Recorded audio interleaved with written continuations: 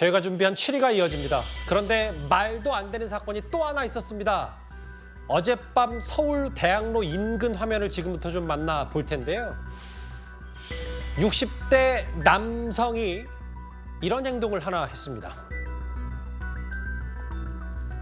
이수영 교수님, 네. 다 죽이겠다, 대학로를 누볐다. 지금부터 이 교수님과 함께 이 화면도 만나보겠습니다.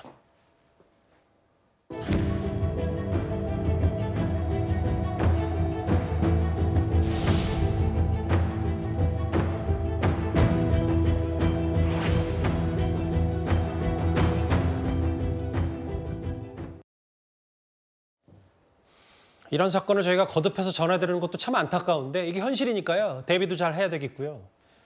집에서 동영상을 보는데 밖이 시끄러워서 홧김에다 죽이러 나갔다. 근데 이게 말이 되는 얘기인지 모르겠어요. 네, 뭐 지금 약간 이제 피해 망상 같은 게 있지 않을까 이런 것을 추정하게 만드는 진술입니다. 바깥에서 이제 사람들의 잡음이 들리니까 결국에는 그게 이유가 돼서 이제 다 없애버려야 되겠다 이런 생각을 했다는 것이고요.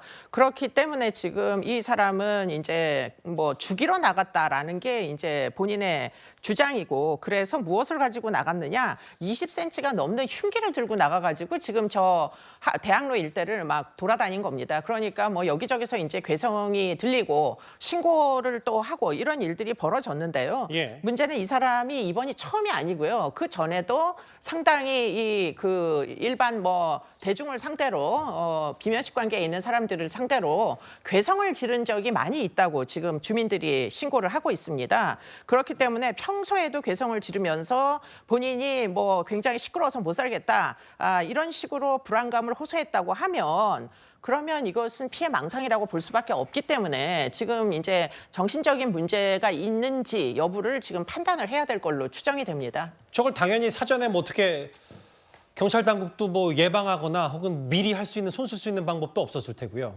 그런데 이제 지금 저런 일이 일어나면 지금까지는 경범죄 처벌 정도로 굉장히 관대한 처분을 하고는 뭐 상당 부분 경고만 한 채로 귀가를 시키는 일들이 굉장히 많이 있었는데, 지금 이번 참에 이런 이제 공공의 위해를 가할 수 있는 굉장히 위험한 행위를 이미 한 거잖아요. 이거는 뭐 어떻게 보면은 흉기를 들고 다녔으니까 그 주변에 있던 사람들을 향해서 겨누기라도 했으면 충분히 협박죄도 적용할 수 있는 것이기 때문에 좀 엄벌을 해서 이 사람의 정신적인 취약성이 뭐 여러 가지 이제 강제적인 치료를 통해 가지고 꼭 약물 복용으로 이어지도록 이렇게 처분을 하는 게 지금 당장 필요해 보이고요. 그런 차원에서 보면 지금 최근에 사법위반제도 운운하는 그런 여러 가지 정책들이 등장하잖아요. 예. 그거는 지금까지는 굉장히 그 피해, 그러니까 어떻게 보면은 피의자의 의사에 반해가지고는 강제 치료를 못한다라는 기존의 정신건강복지법상의 취지 때문에 치료가 잘 안 됐었어요. 예. 왜냐하면 본인들이 병식이 없다고 생각하기 때문에 저분들은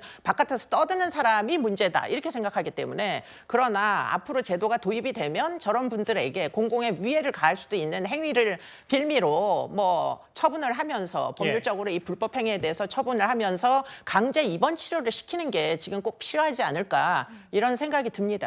아니, 일상생활, 일반 시민들 일상생활이 좀 위축되는 수준까지 지금 더 오는 것 같아서 그게 좀 안타까운데, 사실은 단순히 좀 꼽기만 하더라도 최근 있었던 수원시 한 PC방에 우산 속에 흉기를 감췄던 만취한 60대 남성, 이 화면도 있고요. 그리고 제주도에서도 비슷한 일이 있었죠. 경찰에 진압하긴 했지만 허리에 흉기를 차고 활보하면서 위협한 50대 남성. 이 교수님께 이제 근본적인 대책을 좀 묻고, 이걸 좀 사회적으로 이 정도 수준 되면 좀 위험 수준 넘었는데, 뭐 경찰청장 얘기는 테이저건과 권총을 쏘는 거를 두려워하지 않겠다라고 얘기를 하긴 했지만 좀 더 근본적인 대책 없을까요?